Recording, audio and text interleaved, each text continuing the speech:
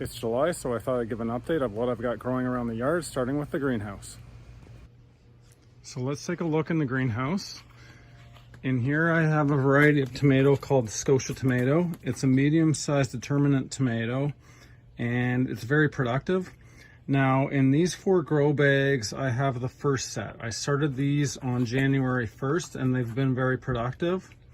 It's really hard to see because everything's kind of overgrown here, but I have another row of 4 here.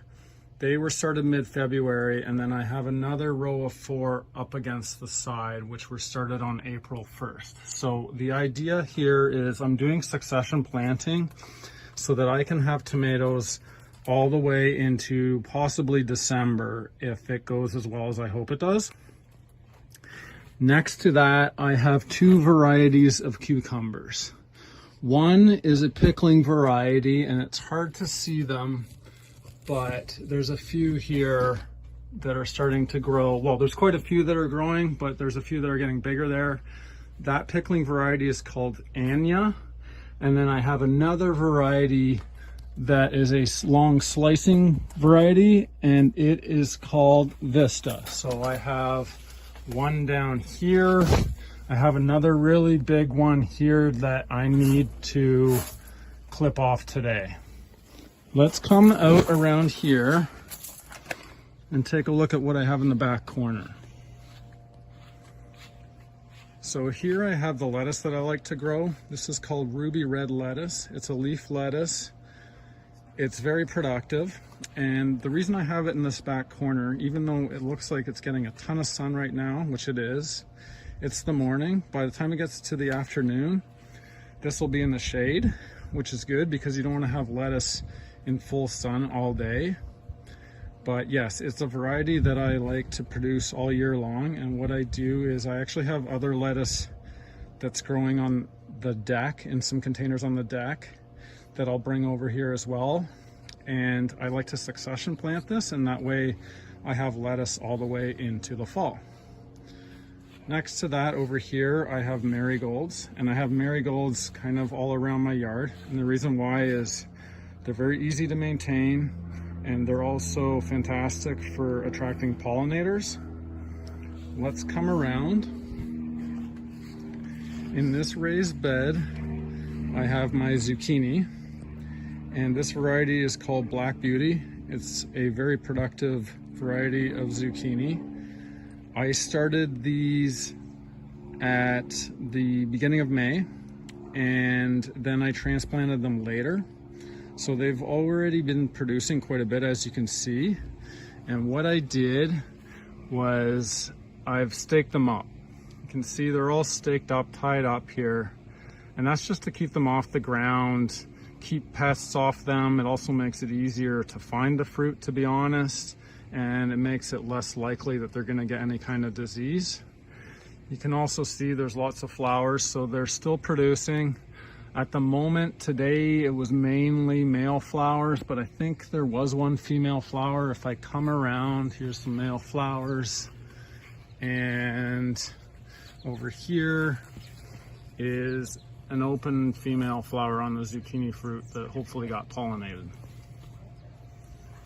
So I love making the zucchini into zucchini loaf. That's mainly what I use it for. I also use it for grilled vegetables.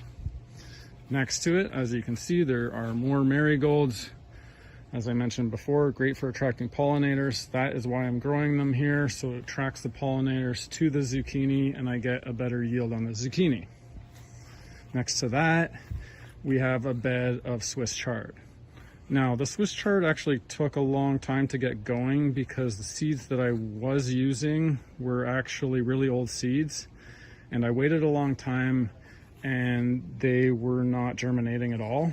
So then I had to restart, and the second batch wasn't great. So basically what I ended up doing was I took the remaining seeds that I had and I soaked them for 24 hours, and then I seeded those, and that's what we have now. So it seems like that worked, and I'm hoping that I'll be able to harvest some of this very soon.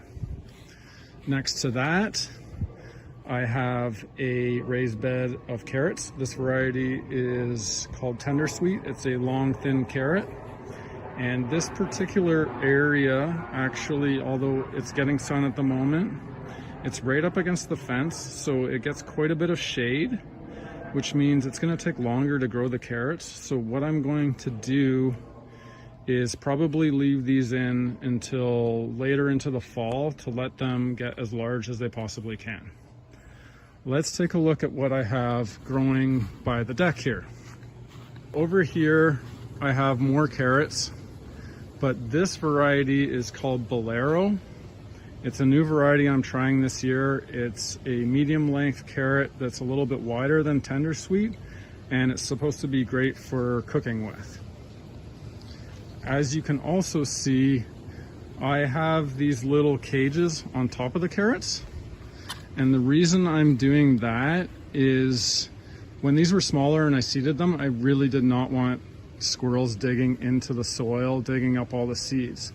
So I put these cages on because it lets the tops of the carrots grow out of it, but it keeps the squirrels out. So that's the reason for that.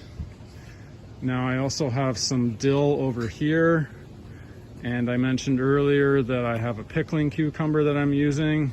And what do I use the pickling cucumber for? Of course, making pickles, and I also use the dill for that. Over here I have basil that I grew, and I like to use the basil when I'm making roasted vegetables on the barbecue. Next to that, I mentioned that I had more lettuce growing on the deck. So this is the new lettuce that I newly seeded. And when it starts to germinate and get bigger, I will move it back to that back corner that I showed you before. And for the same reason as the carrots, I've got these cages over top of here because I don't want the squirrels digging into it. Over here, I have another one of my raised bed containers with more of the Bolero carrots. And then over here I have another raised bed of Bolero carrots. And then this is another container of the lettuce that I mentioned. And finally, over here what I have is 4 containers that I just put some seeds in for zucchini. So I'm seeding these with zucchini now.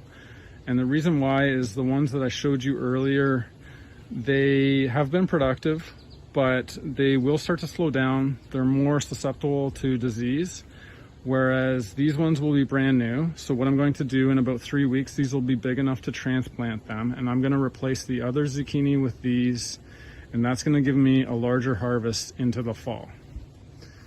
Now let's go over here, and I have more carrots over here. This variety is also the Tender Sweet that I mentioned before. And these grow bags I actually had in the greenhouse in March, so I got a bit of a head start on them. But they also are in a shadier area compared to the rest of the deck. So I'm probably gonna let these grow as long as possible into the fall, now that I think about it.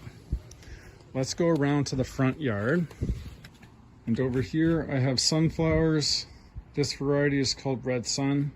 So there's a few that are in pots here. And then there are a bunch that in the garden that are much higher. Now the reason, I'm gonna back up for a second to show you. The reason these are so much higher is because the roots have so much more space to grow compared to the pots. So that just goes to show the difference between putting them in a pot versus putting them here. Last year, these grew up to the windows and they had blooms all over them. So I'm hoping the same thing happens this year. And then finally, I have more marigolds growing in front to attract more pollinators. So that covers my update for July. If you enjoyed the video, click the like button, subscribe, and I'll give you an update in August.